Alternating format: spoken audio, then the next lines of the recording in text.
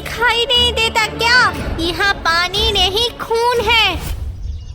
बहुत साल पहले केतकपुर नाम के एक गांव में बहुत भयानक बीमारी छा गई थी। सब लोग उस बीमारी से तड़प तड़प कर मर रहे थे। ये सब देख के गांव के सरपंच ने बीमार लोगों को अपने घर में रहने का आदेश दिया।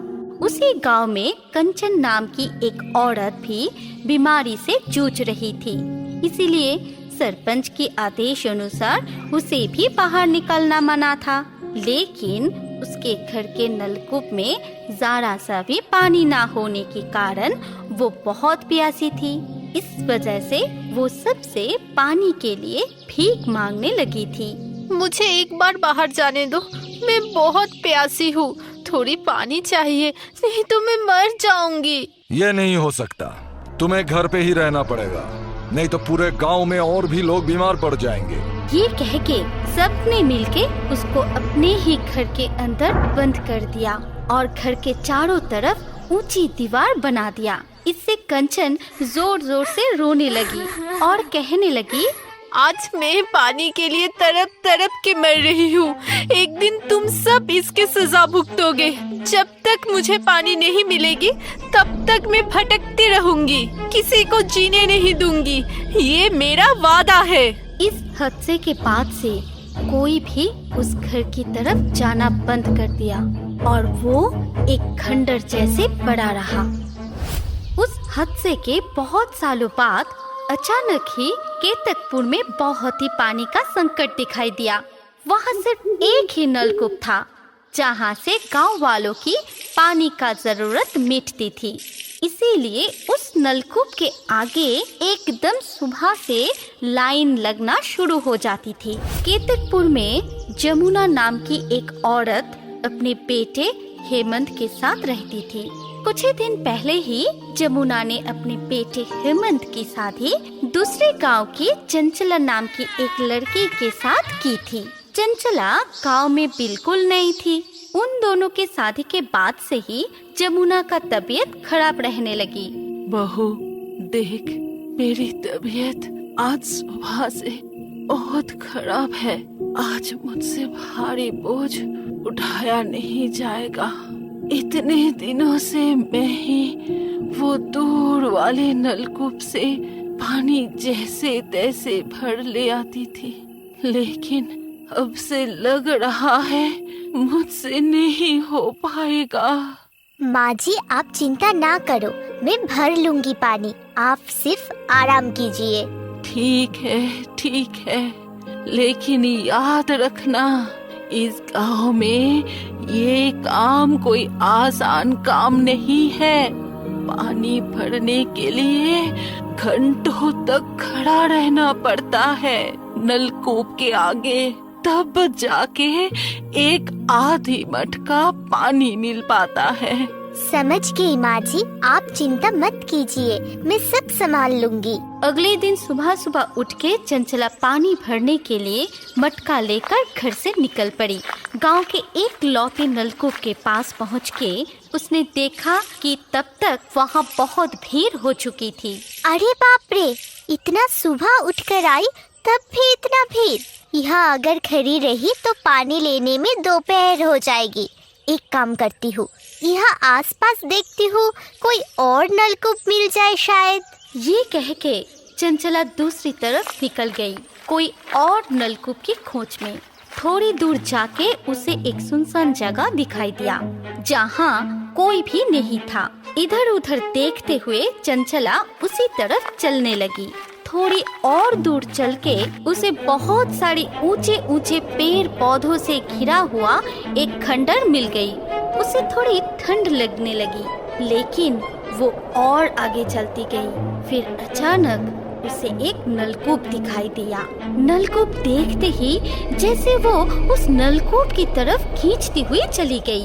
ये देखो, ढूंढने से क्या कुछ नहीं मिलता, नलकूप भी मिल गई और यहाँ भीड़ भी नहीं है। थोड़ी दूर है पर कोई नहीं, वो भीड़ से तो बच गई ना।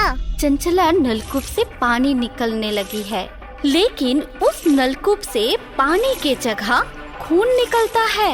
खून से भरी मटका देख के चंचला बहुत डर जाती है और तभी उसके सामने एक चुड़ैल प्रकट हो जाती है और चंचला से कहती है, मैं बहुत प्यासी हूँ। प्यास की मारे मेरा गला सूख रहा है। जल्दी से मुझे पानी पिला। यहाँ तो एक नलकूप है। मैं खुद ही यहाँ पानी लेने आई थी। तुम्हें कैसे पानी पिलाऊं? मूर्ख, तुझे दिखाई नहीं देता क्या? यहाँ पानी नहीं खून है। मुझे पानी चाहिए। चुड़ैल की बातों का कोई जवाब दिए बिना वो वहाँ से भागने की कोशिश करती है, लेकिन चुड़ैल की शक्ति से वहाँ के पेड़ पौधे चंचला को जकड़ लेती है और तभी वो भी एक पेड़ बन जाती है। उधर जमुना चंचला की ना लौटने पर बहुत चिंतित हो जाती है। बहू अभी तक पानी लेकर नहीं आई।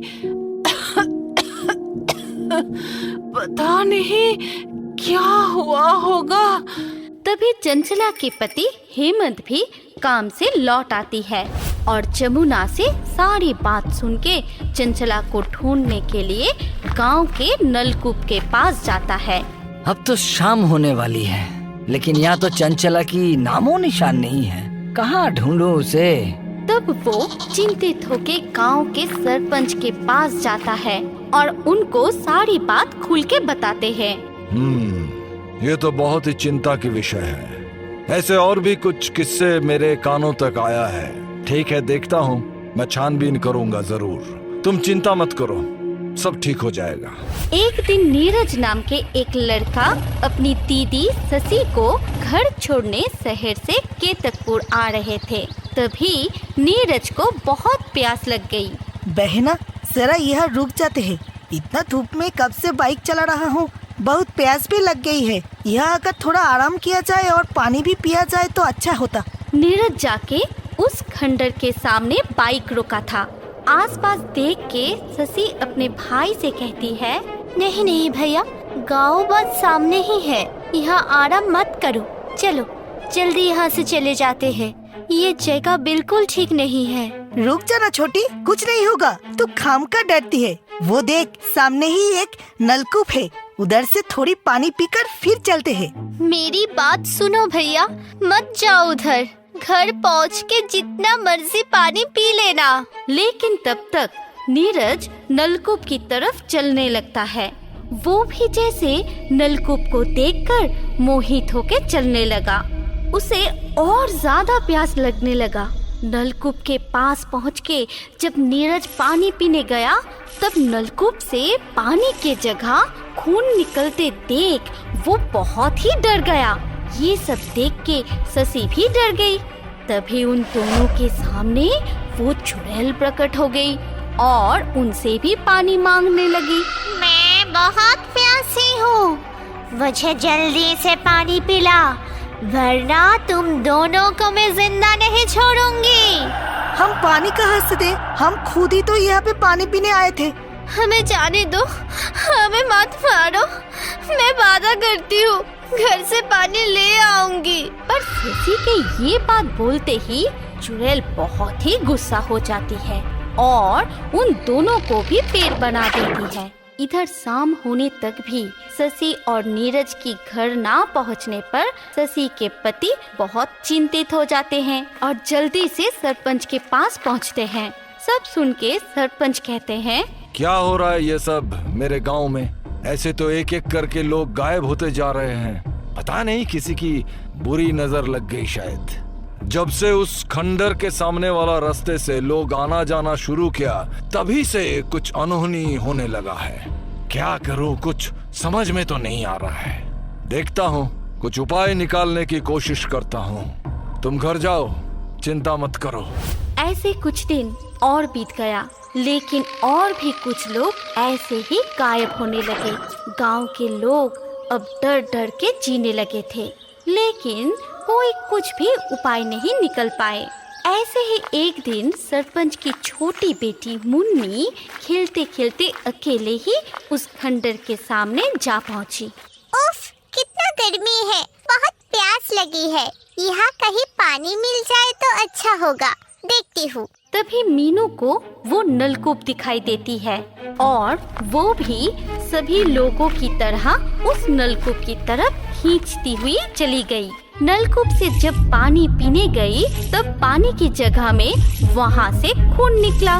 ये देख के छोटी सी मुन्नी बहुत डर गई। अरे बाप रे, ये क्या हो रहा है? इतना सारा खून। तभी वहाँ पे चुड़ैल प्रकट हो गई और वो मुन्नी से कहने लगी, मैं बहुत प्यासी हूँ, मुझे पानी चाहिए। ये खून से मेरा प्यास नहीं मिटती, मुझे अभी के अभी पानी चाहिए, वरना मैं किसी को नहीं छोड़ूंगी। देखो, तुम कौन हो मुझे नहीं पता। तुम मेरे साथ मेरे घर चलो, वहाँ मैं तुमको पानी पिलाऊंगी। मेरे साथ चालाकी मत करना, ये सब कहानी मुझे सब सुनाते हैं। मुझे नहीं पता, मुझे किसी भी हालत में अभी के अभी पानी चाहिए। इधर मुन्नी ना मिलने पर सरपंच चिंतित होकर गांव वालों को साथ लेकर चारों तरफ उसे ढूंढने में जुट गए। लेकिन जब मुन्नी कहीं भी नहीं मिली तब वो लोग खंडर की तरफ आने लगे। उधर मुन्नी चुड़ैल से कहने लगी, ठीक है, मुझे मारिए मत, मैं पानी के बंदोबस्त करने की कोशिश करती हूँ। मुन्नी की बात सुन के चुड़ैल रोने लगी और कहने लगी, मेरी मदद कर दे बच्ची, कब से पानी के लिए भटक रही हूँ। पानी पीकर मुझे भी शांति मिल जाएगी, मुझ पे दया कर दे। लेकिन आपके साथ हुआ क्या है? आप चुड़ैल कैसे बन गई? तभी वहाँ सरपंच गांव वालों के साथ आ पहुँचते हैं और मुन्नी से कहते हैं, हमारी गांव की लोगों के भूल से ही ये ऐसा बन गई है और हम लोग भी इसका सजा भुगत रहे हैं। ये कह के सरपंच ने बहुत साल पहले कंचन के साथ जो भी हुआ था, पुराने सरपंच ने कैसे उसे बिना पानी के अपने ही घर में बंद कर दिया था और कैसे कंचन बिना पानी के तड़प तड़प के मर गई थी, वो सारी बात मुन्नी को बताया। तो फिर पिताजी, ये तो हमारी ही पूर्वज की गलती भुगत रही है, हमें ही इन्हें मुक्ति दिलानी चाहिए। लेकिन बिना पानी के इन्हें मुक्ति भी नहीं मिलेगी। मैं अभी किसी को गांव में भेज के पानी मंगवाता हूँ। कोई भी यहाँ से मत हिलना, मुझे यही पानी चाहिए, नहीं तो मैं तुम सबको यही बंदी बना दूंगी। लेकिन यहाँ पानी कैसे आएगा? बहुत दिन से तो बारिश भी नहीं हुआ है, गांव में तो ठीक से पानी नहीं आता, यहाँ कैसे पानी आएगा? तभी छोटी सी मुन्नी हाथ जोड़ के भगवान से कहने लगी, हे भगवान, हमें माफ कर दीजिए, इनको मुक्ति दिला दीजिए। हमें अपनी भूल की पछतावा है। हमारी पूर्वज ने जो गलती की थी, वो गलती हम गांव वाले फिर से नहीं दोहराएंगे। मदद कीजिए भगवान। तभी आसमान से बारिश गिरने लगी। उस बारिश की पानी चुड़ैल के शरीर में लगते ही वो आसमान की तरफ जाने लगी और मुन्नी से कहने लगी, तुम्हारी वजह से आज मुझे मुक्ति मिल पाई। अब से ये गांव भी हरा भरा हो जाएगा और जिनको मैंने कैद करके रखी थी, उन लोगों को आज मैं मुक्त करती हूँ। ये कह के चुड़ैल गायब हो गई। फिर चंचला, नीरज, शशि और जिन जिन को चुड़ैल ने पेड़ बना के रखी थी, उन सभी पेड़ पर बारिश की पानी गिरते ही वो लोग फिर से इंसान बन गए। फिर क्या, गांव में हमेशा के लिए खुशहाली वापस आ गया। एक और मरी हुई लोमड़ी को अंतिम संस्कार के लिए नीमतला शमशान घाट ले जाया जा रहा था। बोलो होरी, होरी बोल, बोलो होरी, होरी बोल, बोलो होरी, होरी बोल, बोलो होरी, होरी बोल। अरे भाई जल्दी चलो, शाम होने से पहले ही हमें यहाँ से निकलना पड़ेगा। पता है ना क्या होगा? यहाँ से एक भी लोमड़ी जिंदा नहीं लौटेगा। जल्दी चलो सब। फिर सारे लोमड़ी एक साथ शमशान की ओर चले गए। फिर वहाँ पहुँच के चिता में आग लगाते हैं। तब लगभग शाम हो चुकी थी। तब चिता की आग बहुत तेज जल रही थी। शमशान घाट में चारों ओर अंधेरा छा गया और कभी कभी शमशान घाट के आसपास से लोमड़ियों के झुंड की आवाज सुनाई दे रही थी। अगर जीना चाहते हो तो यहाँ से भाग जाओ। थोड़ी देर बाद अचानक शमशान में और एक तांडव शुरू हो गया। अचानक तेज हवा चलने लगी, पेड़ की शाखाएं टूट के गिरने लगी। वो देखो, भूतों का तांडव शुरू हो गया है। भागो, सभी भागो, नहीं तो आज हम सभी मारे जाएंगे। तभी एक और भी भयानक घटना घटी। वो लोमड़ी जलती हुई चिता के ऊपर सीधा बैठ गया और उनके तरफ देख के जोर जोर से हंसने लगा।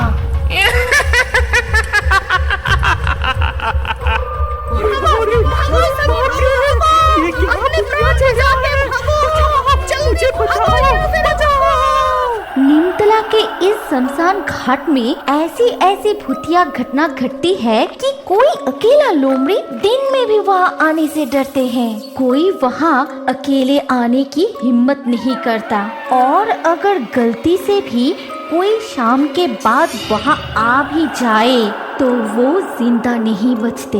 उसका मौत बहुत ही भयंकर और दर्दनाक होता था, क्योंकि उस शमशान घाट में रहते थे एक चुड़ैल और एक डायन, जिसकी मृत्यु एक दुर्घटना से हुई थी। मुझे ये आधा सड़ा हुआ मांस नहीं खाना। कब से मैंने कच्चा मांस नहीं खाया। कितने दिन हो गए, ताजे खून की खुशबू भी नहीं मिली। अब तो कोई इस शमशान में अकेला आता ही नहीं। कोई तांत्रिक लोमड़े भी या योग करने नहीं आते कि उसको ही मार के अपना प्यास बुझाओ। कल ही कौशिकी अमावस्या है और इसीलिए हमारा ताकत दुगना हो जाएगा। कल हम यहाँ से ही कोई ना कोई शिकार जरूर ढूंढ लेंगे। अगली सुबह पास वाले जंगल की राजू लोमड़ी इस जंगल के बाजार में जैकी लोमड़ी की मांस की दुकान पर आए और बोले, जैकी लोमड़ी, ये मुर्गे का मांस कितना करके दे रहे हो? अगर काट के देंगे तो 220 रुपया प्रति किलो। अगर आप जिंदा मुर्गा लेंगे तो दाम कुछ कम होगा। राजू जी, आप कितना किलो लेंगे? अरे नहीं नहीं, अभी नहीं लूंगा। आज रात को मेरे घर पर एक छोटा सा पार्टी है। मेरे 2 बिटिया का आज जन्मदिन है और मुझे आज शाम तक 10-12 किलो ये मुर्गे का मांस चाहिए। क्या तुम ये मांस मेरे घर तक पहुंचा सकते हो? जी, आपको चिंता करने की कोई जरूरत नहीं। ठीक समय पर मांस आपके घर पहुंच जाएगा। आप बस पता बता दीजिए। लेकिन नीमतला शमशान घाट पार करके मेरा घर जा पाओगे ना? जैकी लोमड़ी मन ही मन कुछ सोचने के बाद राजू लोमड़ी से कहा, मैं भूतों से नहीं डरता। आप बिल्कुल निश्चिंत रहिए बाबू। शाम होने से पहले मैं मांस लेके पहुंच जाऊंगा। शाम होने से ठीक पहले जैकी लोमड़ी अपने ठेले पर 6-7 मुर्गियां बांधकर राजू लोमड़ी जी के घर जाने के लिए तैयारी कर रहा था। नहीं, शाम होने से पहले ये सारे मुर्गियां डिलीवरी करना पड़ेगा, नहीं तो लौटने में रात हो जाएगा।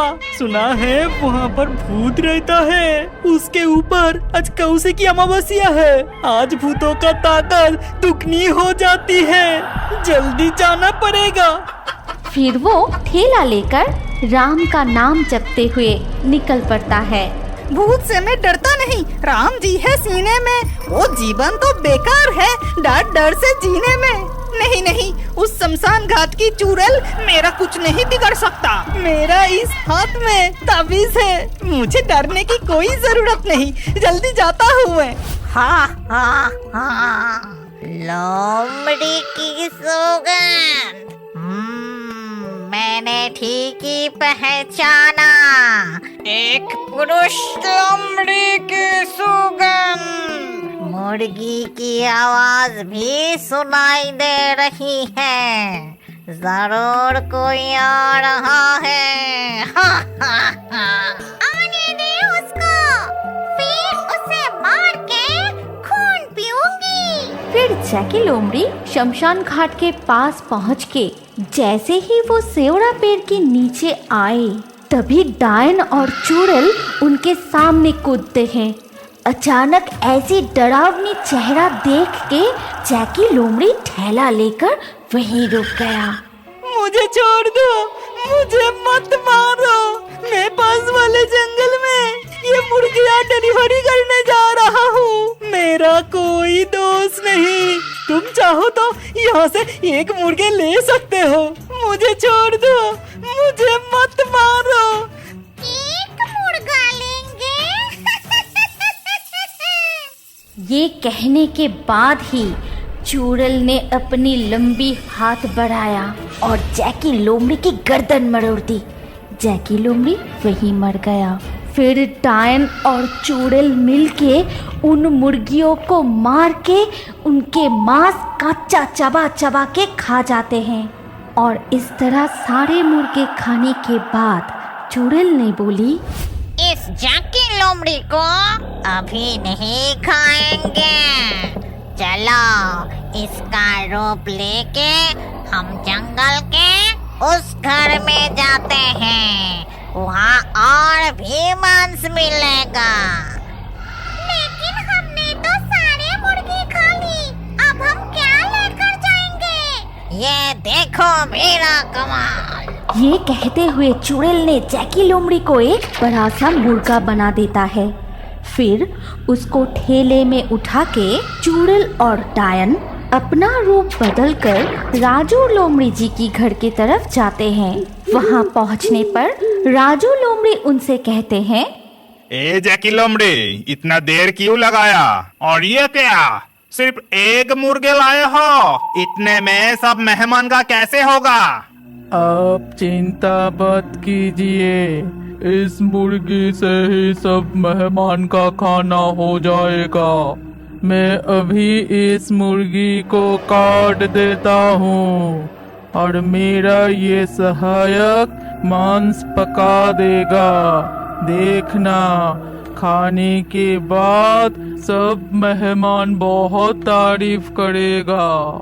जैकी लोमड़ी, तुम्हारा चेहरा कुछ अलग सा लग रहा है। छोड़ो, अपना काम जल्दी करो। फिर डायन और चुड़ैल रसोई में जाते हैं और वहाँ उन्हें तरह तरह की स्वादिष्ट खाना दिखाई देता है।